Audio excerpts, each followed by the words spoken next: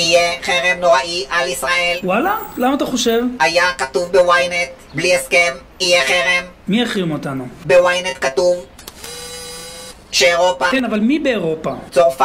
נו, אתה יודע שבית המשפט העליון בצרפת אסר לקרוא לחרם על ישראל. אבל בוויינט היה כתוב אירופה תעשה חרם, צרפת זה באירופה. אבל הצרפתים כפופים לחוק שלהם, לא לוויינט. איטליה. השגריר האיטלקי הכריז שאיטליה לא תחרים את ישראל. ספרד. לספרד יש 27% אבטלה.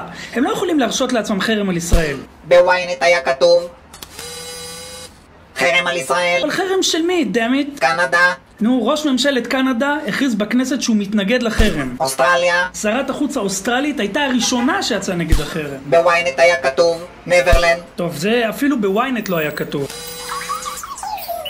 חרם, חרם, חרם, חרם. איזה חרם? נו, בשלושת החודשים האחרונים 191 חברות הייטק ישראליות גייסו כסף.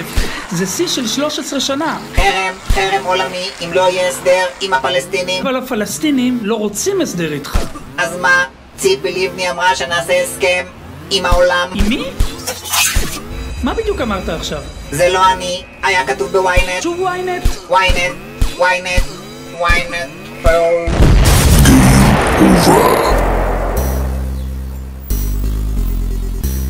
אתה יכול להגיד משפט אחד בלי וויינט? כן, היה כתוב בהארץ. שמה? שהיה כתוב בוויינט.